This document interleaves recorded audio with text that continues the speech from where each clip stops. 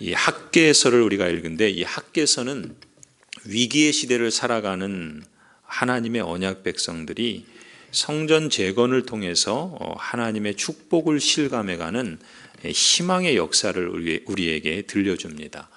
당시는 바벨론 포로를 겪었던 사람들이 꿈에 그리던 고향으로 돌아온 때였습니다. 3번에 걸쳐 돌아오는데 그 중에 첫 번째 돌아온 사람들, 그 사람들의 이야기가 오늘 본문에 소개되고 있습니다. 그때는 대략 주전 538년, 그리스도께서 오시기 한 500, 600년 가까이 전에 있었던 일입니다. 페르시아의 고레스 왕 때에 에스라 1장을 보면은 그 남유다 백성들 대략 4만 명 정도가 예루살렘 성으로 돌아옵니다. 우리 화면에 에스라 1장을 한번 보여주시면요, 1장 1절 5절에 기록되어 있는데, 그때 고향으로 돌아온 사람들의 그 가장 주된 관심사는 무엇이었는가? 예루살렘 성전을 다시 건축하는 것이었습니다. 왜냐하면은 70년 전, 이 당시가 538년이라고 그랬는데 한 70년 전 586년쯤에 이 남유다가 하나님의 징계로 멸망합니다. 그리고 예루살렘 성전, 솔로몬이 지었던 예루살렘 성전은 다 파괴가 됩니다.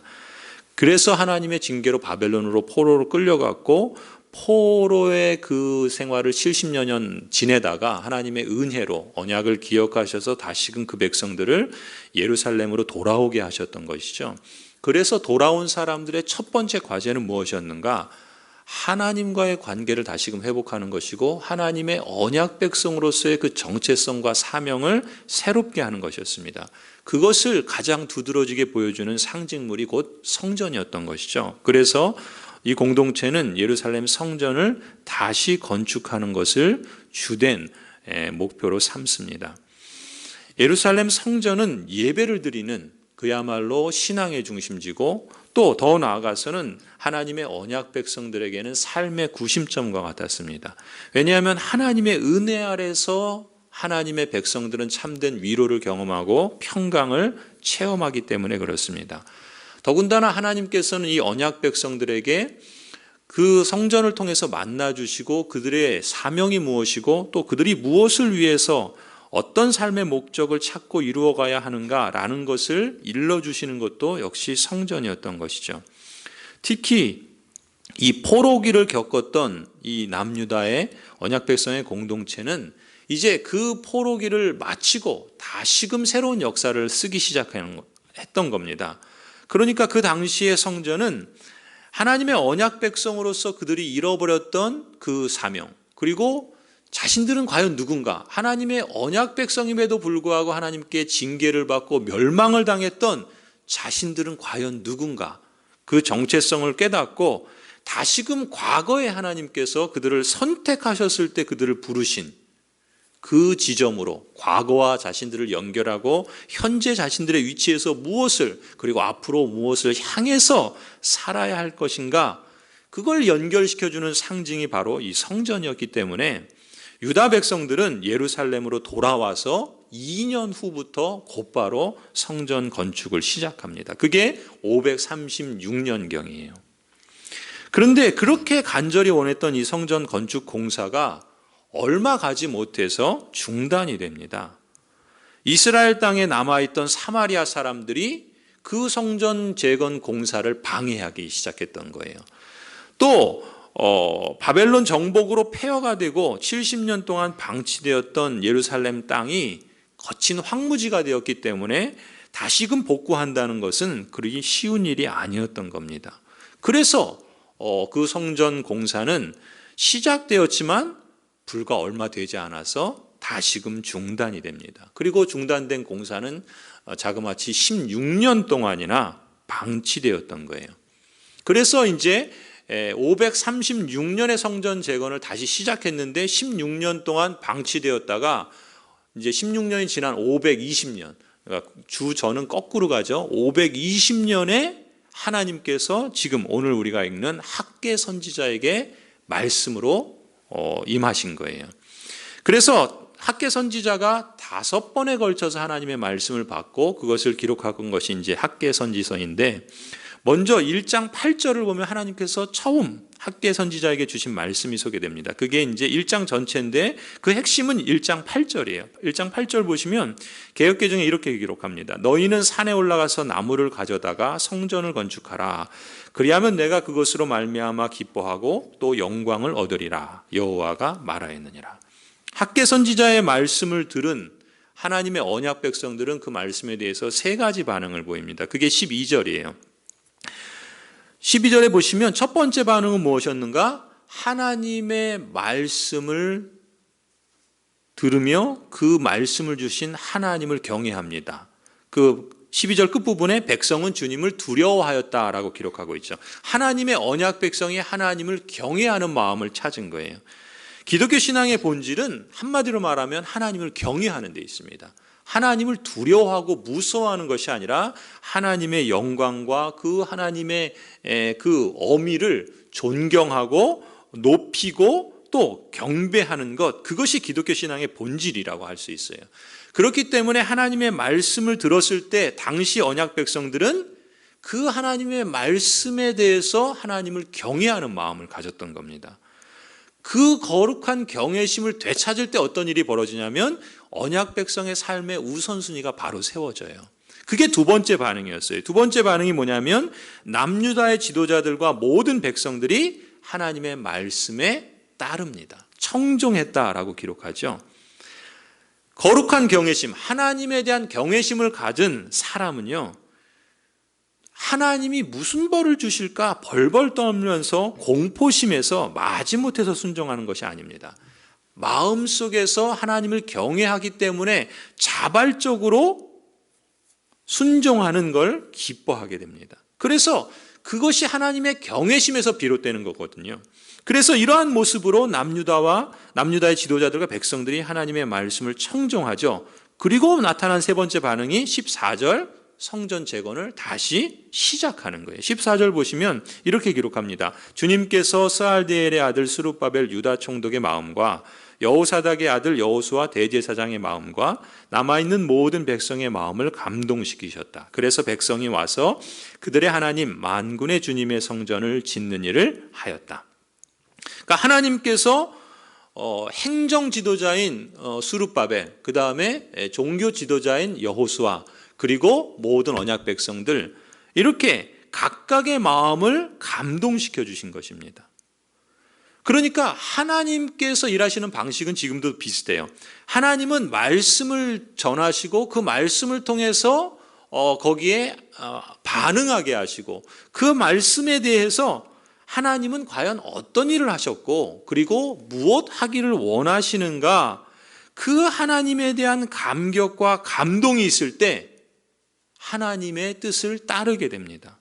그게 지금 이 언약 공동체가 보였던 모습이에요. 그래서 하나님께 대한 감격과 그 감동이 있을 때 성도는 하나님을 섬기는 것이 즐겁게 되죠.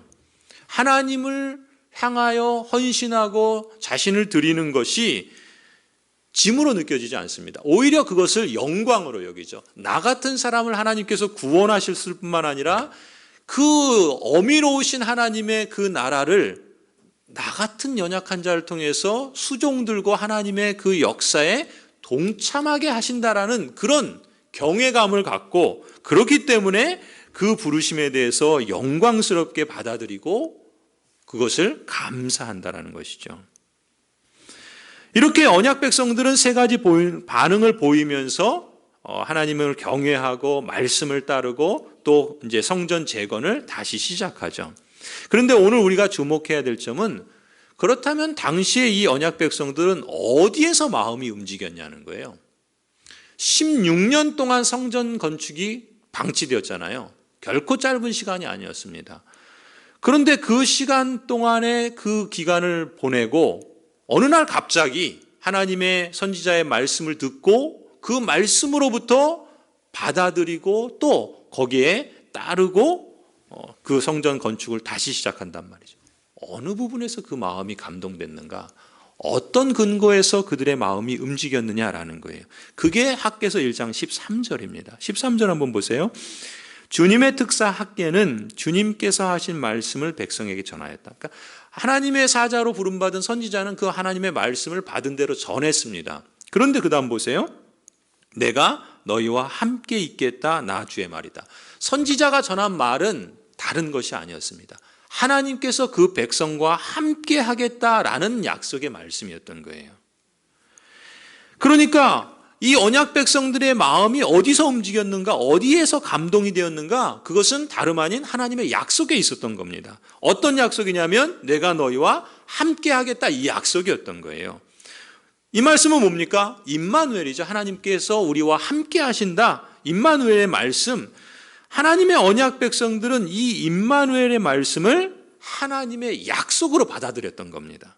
그러니까 당시 언약 백성들은 말씀을 들었고 또 그 말씀을 말씀 그대로 약속을 받아들였고 그리고 그 말씀을 근거로 움직이는 거예요. 순종하는 겁니다. 그렇게 해서 새로운 역사가 전개되는 것을 오늘 우리는 학개 선지자를 통해서 보게 됩니다. 동일한 언약 백성이죠. 오늘 우리도 하나님의 언약 백성입니다. 그렇다면 우리의 삶에 있어서 개인이나 가정이나 또 교회 공동체에 있어서 우리가 무엇인가를 시작하거나 또 무엇인가를 다시금 힘을 내거나 무엇인가를 재건한다라고 했을 때 우리는 무엇을 근거로 어디에서 다시 시작하고 다시 힘을 낼 수 있느냐라는 겁니다. 그것은 바로 오늘 본문이 말씀하는 것처럼 하나님의 약속에 있었다는 거예요. 그리고 그 약속은 다름 아니라 내가 너희와 함께 한다라는 말씀입니다. 그런데 그 하나님의 말씀을 늘 있죠. 그리고 그 말씀은 우리가 이제 뒤에 보겠지만 하나님의 사람들에게 공통적으로 나타나는 말씀입니다. 그런데 중요한 건 뭐예요? 그 말씀을 자신들의 약속의 말씀으로 받아들였다는 겁니다. 여러분 한번 보세요. 학개서 1장을 보시면요. 1장 1절부터 11절 가운데 만군의 주 하나님이라는 표현이 4번 나옵니다. 2절, 5절, 7절, 9절. 만군의 주라는 것은 모든 만물을 창조하시고 다스리시는 어미로우신 하나님을 부르는 이름이에요.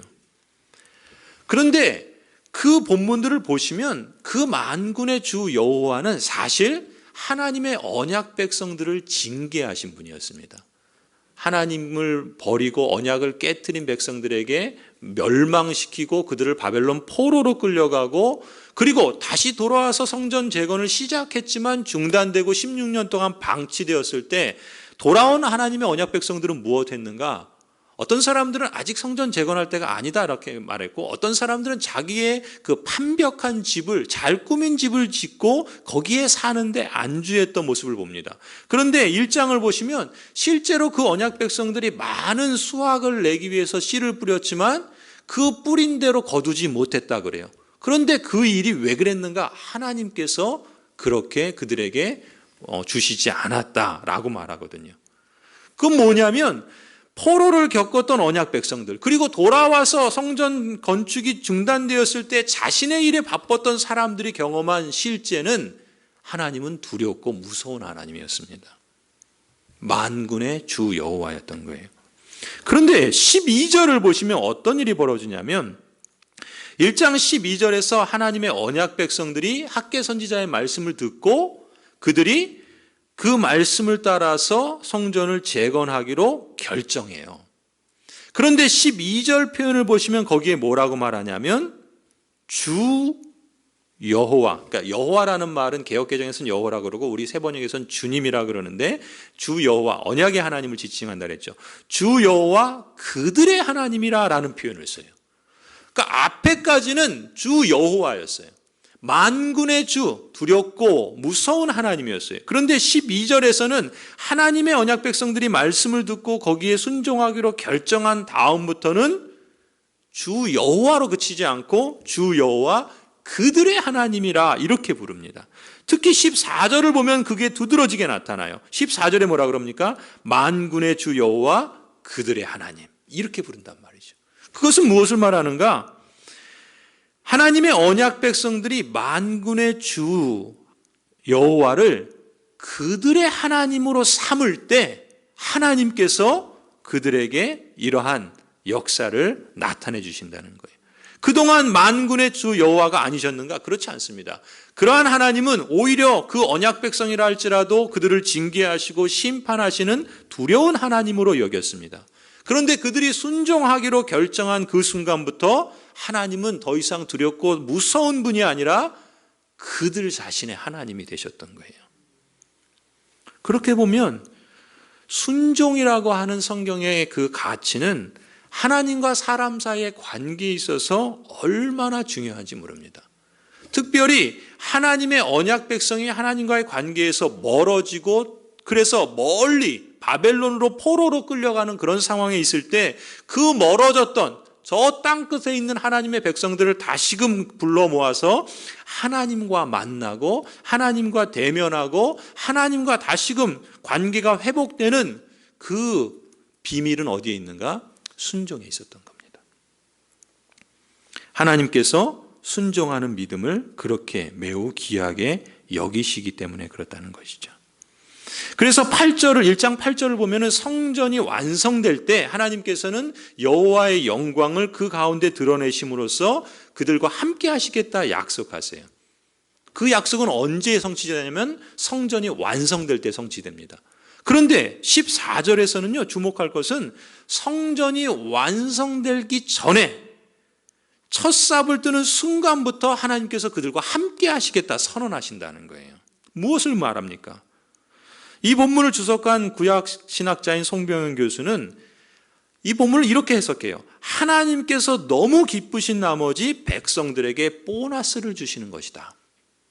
8절에서는 하나님께서 그 성전을 완성했을 때 임재하고 영광을 드러내셔서 함께 하시겠다 그러셨는데 14절에서는 뭐예요?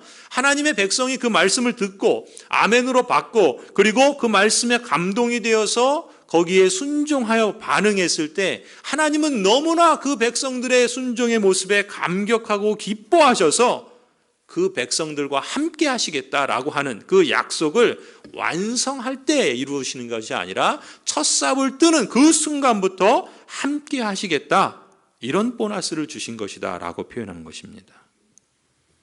하나님의 언약 백성의 입장에서는 그동안 70년의 포로기, 16년 동안 중단되었던 성전 건축, 그런데 이제 다시금 그 위기 가운데 어려움 속에서 재건을 시작하는 이 공동체에게 하나님이 함께 하시겠다는 이 약속만큼 더 확실한 성공의 보장이 어디 있겠습니까?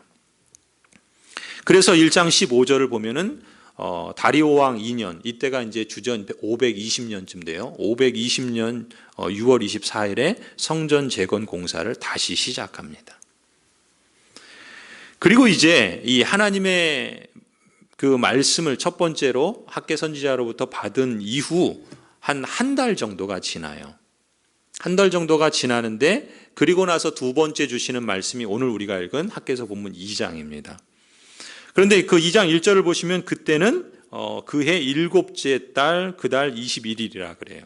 그러니까 1장에서는 주전 520년, 다리오 왕 2년, 주전 520년 6월이었는데 지금 2장에서는 한 달이 지난 거예요. 7월인 거예요. 그때 하나님께서 다시금 학개 선지자에게 말씀을 주시는데 무엇 때문에 말씀을 주시냐면은 한 달이 이제 성전 건축을 시작했잖아요. 그래서 한 달이 지났어요. 그런데 한 달이 지났는데 그렇게 얼마 되지 않은 시점에 두 가지의 그 위기를 경험하게 됩니다. 밖에서부터 오는 공격이 있고 안에서부터 벌어진 그런 시험이 있었습니다. 첫 번째 시험은 유다 공동체 안에서 비롯된 시험이었어요.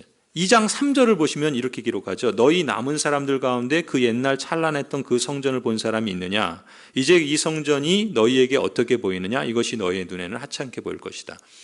당시 유다 공동체가 이제 성전 건축을 시작했잖아요. 한 달쯤 지났어요. 그런데 성전 건축이 진행되는 모습을 보니까 연세 드신 분들 가운데 과거 솔로몬 성전을 보신 분들이 있었던 거예요. 그런데 그 솔로몬 성전을 보신 분들이 지금 새롭게 건축되는 그 성전을 보니까 너무 초라했던 거예요. 왜냐하면 솔로몬이 지었던 성전은 금은으로 아주 화려하고 멋지고 규모 있게 지었는데 그게 다 허물어졌잖아요.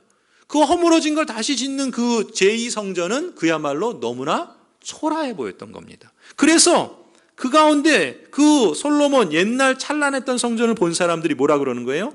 하찮게 보이는 거예요. 너무나 안타깝고 탄식이 나오고 그것 때문에 또한 불평과 또 여러 가지 말들이 나왔던 겁니다. 나이 드신 분들이 악의가 있어서 이런 말을 하는 건 아니었겠죠. 과거 솔로몬 성전에 비하면 그 당시 새롭게 짓는 성전이 실제로 보잘것없게 보였던 것이 사실입니다. 왜냐하면 솔로몬 성전 때는 가장 나라가 부유했던 때였거든요. 그리고 무엇보다 다윗 왕이 성전 건축을 위해서 모든 것들을 다 준비해 놓은 상태였어요. 백항모, 은과 금 부족하지 않았습니다. 그런데 지금 당시는 어땠는가? 불과 4만여 명의 사람들이 바벨론에서 돌아왔습니다. 그리고 예루살렘은 이미 다 폐허가 되어 있는 상태예요. 그 건축을 위한 자재나 또 은과 금은 그리 풍족하지 않았을 겁니다. 비교를 하면 자연스럽게 불평이 나올 수밖에 없는 그런 상황이었던 거죠. 그것이 공동체 안에서 일어났던 겁니다. 그런데 그뿐만이 아니었어요. 이 공동체 밖에서 공격이 있었습니다.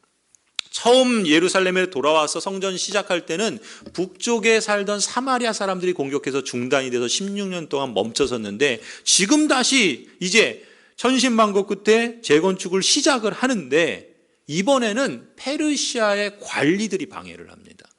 사실 이 지도자들이 그 페르시아 왕의 허가를 받아서 와서 지금 재건을 하고 있는데 이 유프라테스강 그 지역에 그 서편 지역을 다스리는 총독과 그 신하들이 볼 때는 이 남유다의 사람들이 성전 건축하는 것이 이건 합당하지 않다. 그렇게 보았던 겁니다. 그래서 왕에게 청원을 하고 왕은 그 일을 다시 조사하게끔 해서 그 일을 막게 되는 그런 위기 가운데 처하게 된 겁니다. 그런 상황 속에서 하나님께서 지금 학개 선지자에게 말씀을 주시는 거예요. 안팎으로 위기가 찾아왔을 때 하나님이 기뻐하시는 뜻을 따라서 성전을 재건축하며 하나님의 제사장적 사명을 이루어 가고자 하는 이 공동체가 밖의 공격과 안의 시험 이런 위기의 때에 처했을 때 하나님은 앞서 말씀하신 것처럼 그 백성들이 감동하여 하나님의 뜻에 반응하여 순종할 때 함께 하시겠다는 약속의 말씀을 친히 지키십니다. 그래서 하나님은 학개 선지자에게 말씀하시고 또 학개 선지자를 통해서 백성들에게 그 말씀을 전합니다. 그게 무엇인가? 2장 4절 5절이에요. 2장 4절 5절에 하나님께서 이렇게 말씀합니다. 그러나 스룹바벨아 이제 힘을 내어라. 나 주의 말이다. 여호사닥의 아들 여호수아 대제사장아 힘을 내어라. 이 땅의 모든 백성아 힘을 내어라. 나 주의 말이다. 내가 너희와 함께 있으니 너희는 일을 계속하여라. 나 만군의 주의 말이다. 너희가 이집트에서 나올 때 내가 너희와 맺은 바로 그 언약이 아직도 변함이 없고 나의 영이 너희 가운데 머물러 있으니 너희는 두려워하지 말아라. 여러분, 우리가 주목해야 될 것은 하나님은 하나님께서 기뻐하시는 일을 이루어가는 공동체에게 침묵하지 않으신다는 겁니다. 하나님께서 내가 너희와 함께 하겠다 하셨던 그 약속의 말씀을 친히 하나님께서 이루어 가시는데 하나님의 사람들을 통해서 그 일들을 진행하기를 원하신다는 거예요. 그런 점에서 오늘 우리도 그렇습니다. 개인과 가정과 교회 공동체가 어떤 하나님이 기뻐하시는 성전이란 건 뭐라고 그랬습니까? 하나님의 임재요, 하나님의 신앙을 재건하고 하나님과의 관계를 회복하고 하나님을 중심으로 삶의 구심점으로 삼아서 하나님이 기뻐하시는 삶을 살아가는 거예요. 교회 공동체로 말하자면 하나님의 언약 백성의 공동체로서 원래 그 부르신 목적과 사명을 따라서 제사장적 사명을 이루어가도록 그것을 재건하는 것을 말합니다. 그것이 여러 가지 방식으로 나타날 수도 있겠죠. 아무튼 그 하나님의 뜻을 따라서 응답하는 공동체에 대해서 하나님은 침묵하지 않으십니다. 그런데 우리가 주목할 건요, 그런 공동체에 그렇다면 하나님이 함께 계시기 때문에 아무런 시험과 아무런 공격도 없느냐? 그렇지 않다는 겁니다. 오히려 하나님의 뜻을 따라서 살아가고자 할 때 지금 이 공동체가 직면한 것 같이 사람들의 말을 통해서 시험이 나타날 수도 있고요. 외부의 공격에 의해서 어려움을 당할 수도 있습니다. 그것이 하나님이 함께 하시니까 그런 게 없을 거다라고 기대하는 것이 아니라 오히려 그런 위험들이 닥칠 수 있다는 것을 우리는 여기서 볼 수 있고요. 그때 우리는 어떻게 해야 되는가? 어떤 반응을 보여야 되는가? 아무리 주변에서 이런 말로 저런 공격으로 우리를 낙심케 하거나 우리를 공격해 올 때 포기할 일이 아니라는 겁니다. 그래서 하나님이 4절에서 말씀하시는 것이 그거예요. 그러나 그러잖아요. 그러나는 뭡니까? 앞의 상황과 뒤의 상황이 전혀 반대인 걸 말하는 거예요. 지금 이 공동체가 직면한 상황은 그러나 이전은 뭡니까? 안에서 말이 나오고 밖에서 공격이 있는 상황이에요. 그러나 그것으로 인해서 포기하지 말라는 거예요. 힘을 내라는 거예요. 그래서 스룹바벨에게 또 제사장 여호수아에게 그리고 모든 백성에게 나 주의 말이다. 내가 너희와 함께 있으니 힘을 내라.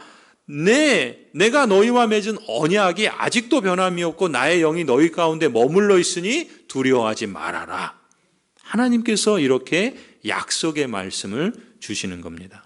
성도 여러분, 우리 교회가 하나님 나라를 증거하는 마을교회라는 거룩한 뜻을 세우고 보이지 않는 성전으로서 우리 자신 또 우리 가정 그것을 온전히 세우고자 하는 데 있어서 또 보이는 성전으로서 예배당을 재건하거나 그걸 기초로 해서 우리 교회에게 주신 제사장적 사명을 실천하는 그러한 계기로 삼고자 하는데 그것이 우리가 지금 진행하고 있는 그런 과정인데 그런 과정에서 혹 우리의 발목을 잡거나 우리를 앞으로 나아가지 못하게 만드는 여러 가지 시험거리들이 우리에게 있을 수 있습니다.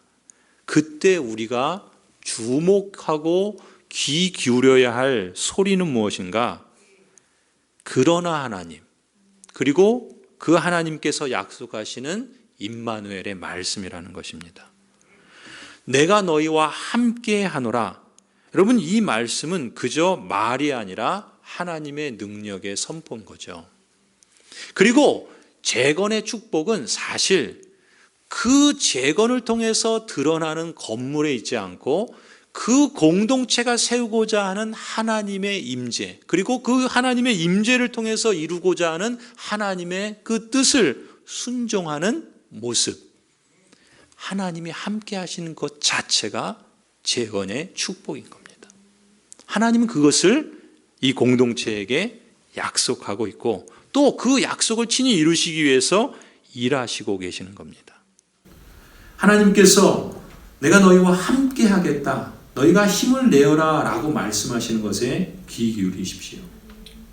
이 말씀은요, 우리가 힘을 내야 한다는 겁니다. 그래서 학개 선지자를 통해서 행정 지도자인 스룹바벨에게 힘을 내라 그렇게 권면하죠. 영적 지도자인 대제사장인 여호수아에게도 힘을 내라 말씀하십니다. 그리고 언약 백성 모두에게 힘을 내라 말씀하세요. 실제로 하나님의 언약 백성들은, 지도자들은 힘을 내야 됩니다. 용기를 내야 돼요. 하나님의 약속을 신뢰하면서 하나님께서 우리에게 부르신 그 부름을 따라서 나아가야 됩니다. 그런데 그거보다 더 중요한 의미가 무엇인가? 하나님께서 그 말씀을 하셨다는 거예요. 뭐라고 말씀하십니까? 내가 너희와 함께 한다. 내가 너희와 맺었던 그 언약, 어떤 언약입니까? 출애굽에서 하나님의 백성들 그 노예 생활 속에서 도저히 불가능한 그 홍해를, 그리고 도저히 불가능한 그 광야길을 건져내신 그 하나님의 그 언약을 이루신 그분이, 그 언약이 지금도 유효하니 내가 너희와 함께하니 너희는 힘을 내라. 두려워하지 말라. 이렇게 말씀하고 있는 겁니다. 그러니까 우리들은 우리가 힘을 내는 것, 우리의 최선을 다하는 것, 그것이 우리의 합당한 응답의 반응일 뿐만 아니라 그 너머에 하나님께서 그 말씀을 하실 때 그 말씀을 이루실 분이 바로 그분이시다라는 것을 마음속에 담고 있어야 된다는 거예요. 왜냐하면 우리 마음이 아무리 용기를 내고 아무리 힘을 내어도요, 어떤 한계에 부딪히면 우리는 넘어질 수 있습니다. 그러면 거기서 포기할 수밖에 없는 존재가 인생입니다. 그런데 하나님께서 성경을 통해서 역사를 진행하는 모습들을 볼 때 어떻게 일하시는가? 그 위기들이 그들에게 없었던 게 아니에요. 도저히 불가능한 일들이 그들 앞에 수도 없이 찾아옵니다. 그런데 그 순간들을 보십시오. 어떻게 하나님은 그 위기들을 이기게 하시는가? 하나님은 친히 그 일들을 이루어 가신다는 거예요. 하나님께서 지금 이 공동체에 내가 너와 함께 하겠다라고 하시는 것은 이런 겁니다. 내가 너와 함께 할 터이니 너희도 힘을 내라는 것입니다. 내가 이루고야 말 것이니 너희도 그것을 신뢰하라는 것입니다. 그것을 하나님께서 약속하고 있다라는 것이죠. 성도 여러분, 실제로 그러면 하나님께서 어떻게 역사하셨는가? 학개서 2장 7절 9절을 보시면요. 먼저 첫 번째 내부적인 시험이 있다고 그랬죠. 솔로몬 그 성전의 영광을 보았던 분들에게서 불만의 소리들이 나왔습니다. 그 시험에 대해서 뭐라고 말씀하시는가? 7절부터 9절이 그 말씀이에요. 또 내가 모든 민족을 뒤흔들어 놓겠다. 그때 모든 민족의 보화가 이리로 모일 것이다. 내가 이 성전을 보물로 가득 채우겠다. 나 만군의 주가 말한다. 은도 나의 것, 금도 나의 것, 나 만군의 주가 말한다. 그 옛날 찬란한 그 성전보다는 지금 짓는 이 성전이 더욱 찬란하게 될 것이다. 나 만군의 주가 말한다. 내가 바로 이곳에 평화가 깃들게 하겠다. 나 만군의 주의 말이다. 여러분, 지금 외적으로 보면 솔로몬의 성전은 지금 이 공동체가 짓는 성전보다 훨씬 화려하고 훨씬 찬란합니다.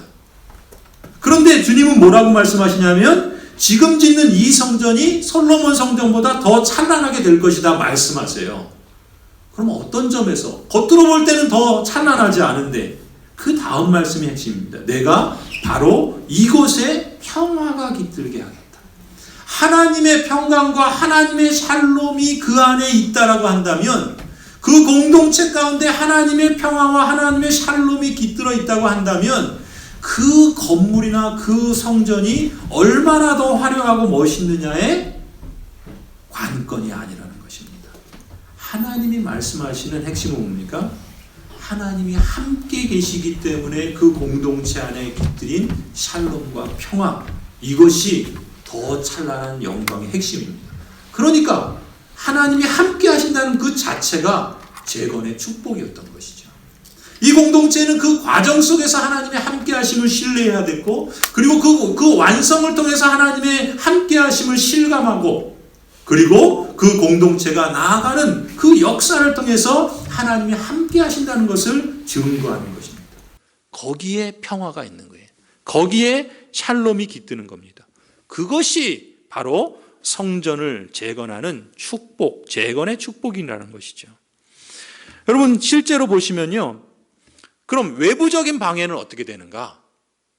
외부적인 방해는 학개서가 아니라 에스라서를 보면 나오는데, 에스라서 5장부터 6장을 찬찬히 읽어가시면 이제 이 페르시아의 관리들이 이제 총독이 다뜨네라고, 그다음에 그 스달 보스네라고 하는 이제 그 관리가 있는데, 이들이 중심이 돼서 이 성전 재건 공사를 방해해요. 그래서 이들이 이제 다리오 왕에게 그 청원을 하는데, 다리오 왕이 그 일 때문에 조사를 합니다. 과거의 역사를 뒤집어 보면서 과연 이 유다 공동체가 성전 재건축하는 것이 합당한지 조사하다 보니까 고레스 왕의 원년에 그것을 허락했던 문서가 나와요. 그래서 이제 그 사실이 왕이 그 합당한 것이다라는 평가를 하게 되고, 오히려 이 일 때문에 이 다리오 왕은 관리들에게 시켜서 이 남유다의 성전 재건을 위한 제목들, 여러 그 목재와 그 필요한 재정들을 지원하게 해요. 완전히 전화위복이 됩니다. 그 관리들은 그걸 막으려고, 그걸 방해하려고 그렇게 청원했는데, 오히려 그 왕은 그 일 때문에 과거 역사를 뒤집어 보니까 이게 합당한 거다라는 것을 보게 되고, 오히려 정부의 지원을 받으면서 그 성전 건축을 계속할 수 있게 된다라는 것을 우리는 에스라서를 통해서 확인할 수가 있어요. 무슨 얘기입니까? 에스라서의 핵심은 표현인 거예요. 하나님의 선한 손길이 그들과 함께 있었기 때문에. 하나님께서 내가 너희와 함께 하겠다라는 말씀을 하실 뿐만 아니라 그것을 실제로 역사 속에서 이루어 가신다는 것이죠. 하나님의 공동체는 그렇게 진행이 됩니다. 하나님이 함께 하시는 것을 믿고 받아들이고 신뢰하고 순종하는 공동체에게 하나님이 일하시는 역사가 있는 거예요. 그건 우리 교회만이 아니라 하나님의 교회 공동체들을 통해서 수도 없이 나타나는 모습이기도 한 것이죠. 이 당시 하나님, 출애굽할 때 언약에 신실하셨던 그 하나님, 그 언약이 아직도 유효하고 오늘 우리에게 동일하신 하나님으로 하나님은 우리를 찾아오시는 겁니다. 성도 여러분, 하나님께서 내가 너희와 함께 하겠다 하시는 이 말씀, 여러분 이것은요, 우리가 재건의 과정에서 특히 어떤 시험과 공격이 찾아올 때 최우선으로 주목하고 귀 기울여야 할 하나님의 말씀입니다. 그러나의 하나님, 그리고 임마누엘의 약속. 여러분, 이 임마누엘의 말씀은 실제로 우리가 구약 성경이나 신약 성경을 보게 될 때 곧 내가 너와 함께 하리라 하신 이 약속의 말씀은요, 특별히 하나님의 백성이, 하나님의 공동체가 재건을 시작하거나 또 재건을 진행하는 과정에 있거나 또 재건을 마친 후에 그때까지 유효한 그야말로 재건의 축복 그 자체라는 것을 다시 한번 강조해 드리는데, 성경에 나타나는 다양한 인물들 속에서 이 약속의 말씀이 공통적으로 나타나고 있다는 것을 여러분 기억하시기 바랍니다. 가령이요, 창세기 26장을 보시면 이삭이 흉년이 들었을 때 낯선 땅, 연고가 없는 그러한 의지할 리도 없는 그런 땅으로 이주를 하게 됩니다. 그때 하나님께서 약속하시는 말씀이 있어요. 그게 뭐냐면 창세기 26장 2절 3절인데 하나님께서 뭐라 그럽니까? 애굽으로 내려가지 말고 내가 네게 지시하는 땅에 거주하라. 이 땅에 거류하면 내가 너와 함께 있어 네게 복을 주고 내가 이 모든 땅을 너와 내 자손에게 주리라. 하나님께서 내가 너와 함께 하겠다 하세요. 근데 여러분 이 말씀들을 주실 때 공통적인 특징이 뭐냐면 항상 그 하나님의 사람들은 위기를 만납니다. 어떤 위기냐면 이삭 같은 경우 뭐예요? 기근이 들어서 그 땅에서 살 수 없는 거예요. 그 땅은 하나님이 약속하신 땅이었는데 기근이 들어요. 그럼 어떻게 합니까? 다른 데로 가야 돼요. 그래서 이삭의 입장에서는 그 방법이 뭘까 해서 애굽으로 내려가야다 생각했던 거예요. 그럴 수 있잖아요. 그런데 하나님 뭐라 그래요? 애굽으로 내려가지 말라는 거예요. 그러면 이삭 입장에서 어떻습니까? 하나님의 말씀이니까 아멘하고 갈 수 있습니까? 오늘 우리에게도 어떤 하나님의 그 말씀이 있는데 그 말씀을 아멘하고 응답하는 사람이 있지만 어떤 사람은 그 말씀을 그냥 한 귀로 듣고 흘려버린단 말이죠. 왜냐하면 자신이 만난 상황을 하나님의 약속만 믿고 산다는 것이 때로는 어리석고 그것이 불가능하게 보이기 때문에 그렇습니다. 이삭에게도 그랬던 거예요. 그런데 하나님께서 이삭에게 이 말씀을 주셨을 때 뭐라 그럽니까? 내가 너에게 지시하는 땅에 거주하라. 이 땅에 거류하면 조건이에요. 이삭이 그 말씀을 듣고 거기에 응답할 때 하나님께서 내가 너와 함께 있어 내게 복을 주고 내가 이 모든 땅을 내 자손에게 주리라. 그 다음 어떻게 됐습니까? 이삭은 그대로 했어요. 그래서 하나님께서 그대로 이루셨습니다. 만약에 이삭의 그 반응을 보이지 않았으면 아마 성경은 다른 역사를 기록했겠죠. 야곱도 마찬가지입니다. 야곱이 형 에서의 보복이 두려워서 어떻게 합니까?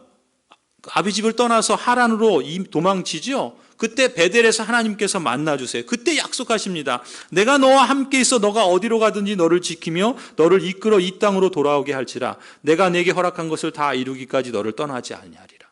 하나님께서 야곱이 만난 위기 상황 속에서 약속하시고 야곱이 그 말씀을 기억하고 돌아오지 않습니까? 또 모세에게도 말씀하세요. 출애굽기 3장에 보면 하나님께서 모세에게 이렇게 말씀합니다. 하나님이 이르시되 내가 반드시 너와 함께 있으리라. 너가 그 백성을 애굽에서 인도하여 낸 후에 너희가 이 산에서 하나님을 섬기리니 이것이 내가 너를 보낸 증거니라. 하나님의 백성들이 출애굽을 하는데 안 가려고 그래요. 자꾸 뒤돌아가려고 합니다. 시내산에 이르렀어요. 하나님께서 그 시내산에 이르렀을 때 하나님께서 말씀하신 대로 이 산에서 하나님을 섬길 때 하나님께서 너희와 함께하고 또 하나님께서 그들을 약속의 땅으로 들이시겠다. 계속해서 하시는 말씀입니다. 신명기 31장도 마찬가지예요. 여호수아를 하나님께서 이스라엘의 새 지도자로 모세의 다음 이어서 지도자로 세우실 때 약속의 땅 가나안으로 인도하여 들이실 때 주신 말씀입니다. 신명기 31장이 여호와께서 또 눈의 아들 여호수아에게 명령하여 이르시되 너는 이스라엘 자손들을 인도하여 내가 그들에게 맹세한 땅으로 들어가게 하리니 강하고 담대하라. 내가 너와 함께 하리라 하시니라. 여러분 여호수아의 말씀, 여호수아서를 보면 뭐가 있어요?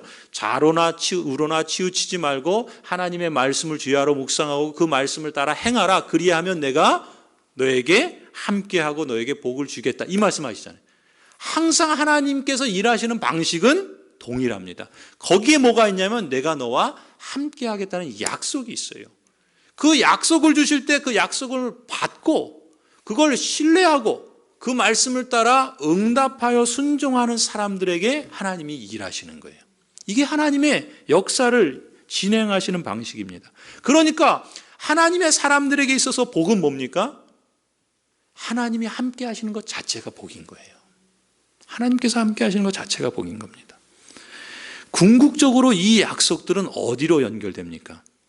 마태복음 1장으로 연결되는 거예요. 마태복음 1장 23절에 하나님께서 마리아에게 주시는 말씀이죠. 보아라, 동정녀가 잉태하여 아들을 낳을 것이니 그의 이름을 임마누엘이라 할 것이다 하신 말씀을 이루려고 하신 것이다. 임마누엘은 번역하면 하나님이 우리와 함께 계시다는 뜻이다.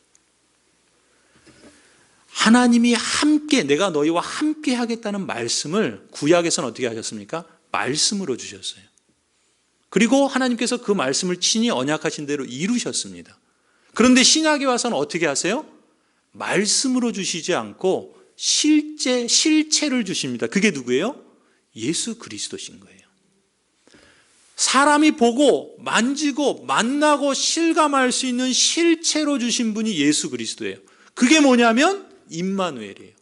예수 그리스도의 이름을 임마누엘이라, 곧 하나님이 내가 너희와 함께하게 하셨다는 말씀을 이제 사람들이 눈으로 보고 직접 만지고 실감할 수 있도록 이루십니다. 그래서 요한복음 1장 14절에 뭐라고 그래요? 그 말씀은 육신이 되어 우리 가운데 사셨다. 하나님은 말씀하신 것을 이루실 뿐만 아니라 그 말씀을 실체로서 예수 그리스도를 독생하신, 성육신하신 그러한 사람으로 보내셔서 우리 가운데 사시게 하셨다는 거예요. 그래서 우리는 그 영광을 보고, 그 영광은 아버지께서 주신 외아들의 영광이고 그분은 은혜와 진리가 충만하신 예수 그리스도시다.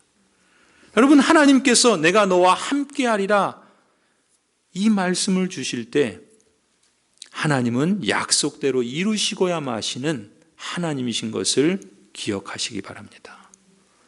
우리가 이전의 삶을 청산하고 새로운 삶을 시작할 때, 아니 이제까지 살아왔던 삶에 대해서 무엇인가 맡기고 거기에 정체되어 있고 다시 새로운 길을 나아가고자 할 때 하나님은 그 백성들에게 이 약속의 말씀을 주십니다. 내가 너와 함께하리라. 그리고 그 약속의 말씀을 그대로 받고 또 그 말씀대로 신뢰하며 그 하나님의 말씀을 따라서 순종하는 이에게 하나님은 역사하십니다. 평범한 사람을 비범한 사람으로 빚어가시는 동력이 이 말씀에 있는 거예요. 평범한 공동체를 하나님의 그 샬롬이, 하나님의 나라를 드러내는 비범한 공동체로 변화시켜 가시는 힘이 바로 이 말씀에 있는 거예요. 이 말씀을 받아들이고 그것을 따라서 순종하여 응답하는 공동체와 가정과 그 사람에게 하나님은 어김없이 이 말씀을 실제화시키십니다. 이게 하나님이 역사를 진행하시는 방식인 거예요. 성도 여러분, 내가 너와 함께 하리라, 오늘 하나님께서 우리 교회에게 주시는 이 말씀을 마음에 새기시기 바랍니다. 하나님 안에서 새로운 삶을 시작하기 원하시는 분은 이 말씀을 간직하시기 바랍니다. 하나님 안에서 새로운 도전을 이루어 가기를 원하시는 분은 이 말씀을 근거로 순종하시기 바랍니다. 내가 너와 함께 하리라. 성탄의 계절을 맞이하면서 말씀이 육신이 되어 우리 가운데 오신 예수 그리스도, 오늘 이 약속의 말씀과 그 실체이신 예수 그리스도를 우리에게 주신 이유는 무엇입니까?